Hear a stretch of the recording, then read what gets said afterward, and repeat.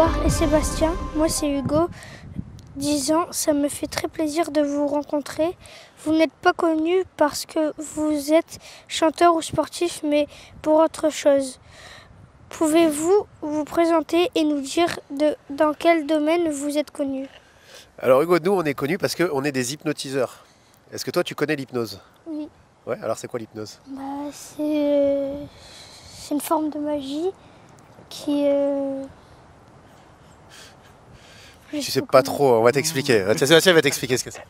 Alors c'est pas comme de la magie, par contre quand on le présente en spectacle, c'est un petit peu magique. Mais en fait c'est une science.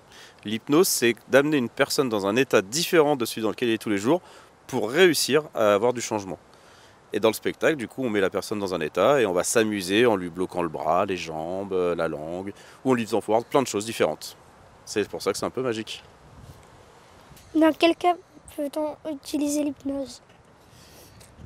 Alors l'hypnose, on peut l'utiliser soit dans le spectacle, pour divertir les gens, soit on peut l'utiliser dans l'accompagnement, par exemple, si tu es stressé, si tu as des douleurs, si tu veux arrêter de fumer. Tu veux arrêter de fumer? Non. Non. Ce serait mieux pour toi. La question peut paraître bête, mais est-ce qu'il est possible d'hypnotiser les animaux? Alors on ne fait pas de l'hypnose avec les animaux, en fait on va pouvoir faire un peu ce qu'on appelle du magnétisme, c'est-à-dire qu'on va faire une action vis-à-vis de l'animal où l'animal va ressentir peut-être un changement. La différence entre le magnétisme et l'hypnose, c'est que nous on va rajouter ce qu'on appelle la suggestion, que ce soit dans la thérapie ou en spectacle, dans ce qu'on t'a expliqué. On va pouvoir faire des suggestions et avec les animaux, comme ils ne comprennent pas notre langage, on va faire des actions autour d'eux qui vont s'apparenter à du magnétisme et ce n'est pas de l'hypnose. Je suis diabétique de type 1. Pouvez-vous m'expliquer en quoi l'hypnose pourrait être utile pour nous ou nos proches? C'est le spécialiste de la thérapie qui va t'expliquer. En gros, quand tu as une problématique comme ça, souvent ça peut soit dégager du stress et pour toi et pour tes proches. Donc l'hypnose peut accompagner soit les parents, soit les enfants à gérer les émotions qui peuvent être dues à cette maladie. C'est assez compréhensible ou faut reprendre? Ça va. Ça va? Alors il me semble que tu as une association, c'est ça? Vous avez une association, comment elle s'appelle? Les îlots de Languerrand. Comment? Les îlots de Languerrand. Les îlots de Languerrand, il y a beaucoup d'adhérents? Il y a beaucoup d'enfants comme toi, c'est ça? Oui. Et on va peut-être leur passer un message. Donc en tout cas, Édouard, Xavier, 450 enfants. Et avec Xavier, Édouard et moi, donc les hypnotiseurs, on vous souhaite un très bon courage. On vous fait plein de bisous. On compte sur vous pour avancer et que tout se passe parfaitement bien. On croit en vous. Et dormez. Je sais que vous aimez beaucoup rigoler, alors je vais finir en vous demandant de me raconter une blague. C'est lui l'humoriste. Tu me prends au dépourvu. J'en ai plein. Alors tu vois, c'est deux enfants qui sont à la maternité, et il y en a un qui regarde et qui dit alors toi, est-ce que tu es un garçon ou une fille? Alors le bébé il regarde, il fait je sais pas, comment on fait pour savoir?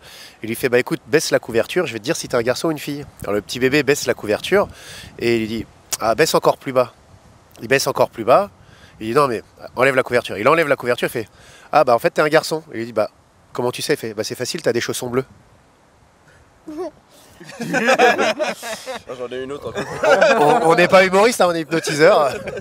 T'en avais une autre? Vas-y. Faut remonter le niveau. T'as quel âge? Ok, je l'ai raconté à ma belle-fille de 9 ans, elle a rigolé. Tu sais c'est quoi des initiales? Oui. Oui. C'est quoi les initiales de grand-père travail? Grand-père travail, les initiales. La première. Quoi? GPT. Oh C'est vrai que le niveau était vachement mieux quand même, je tiens à le dire. Voilà, retrouvez-nous sur scène dans un spectacle d'hypnose, mais nous ne faisons pas d'humour. Voilà, ça va Hugo? Oui. Ok. Pose ton téléphone. Est-ce que tu as déjà essayé l'hypnose? Non. Est-ce que ce serait marrant que devant tout le monde là tu le fasses comme ça? Non. T'as envie de le faire ou pas? Non. T'as pas envie de le faire? Non. On va pas te forcer hein. Tu veux essayer ou pas? Okay. Je te tiens dans les bras, comme ça je t'allonge pas trop par terre, je te fais juste tomber mais je te retiens. Okay. On y va? Fixe un point devant toi. Tu regardes la taille, la forme, la couleur du point. Et maintenant, une fois que tu l'as, tu vas simplement fermer les yeux. Fermer les yeux et te concentrer de plus en plus sur ma voix. Et ce qui est assez marrant, c'est que regarde, ton corps il commence déjà à vaciller. Tu commences déjà à pouvoir commencer à te détendre et à plonger de plus en plus profondément dans cet état de relaxation. Tu vas entendre le vent autour de toi Et peut-être te focaliser de plus en plus sur le son de ma voix, uniquement sur le son de ma voix. Tu sais pas si c'est ton oreille droite qui m'entend, ton oreille gauche qui m'écoute ou simplement ton inconscient qui t'aide à t'endormir. Maintenant, 5, 4, 3, 2, 1. Et Hugo, tu peux te réveiller maintenant. Bah alors? Alors, ton impression? Ça fait bizarre.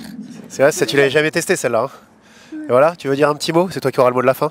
Bah, l'hypnose c'est bizarre et... C'est surtout le fait de Et puis en plus, les mecs, ils sont pas très drôles.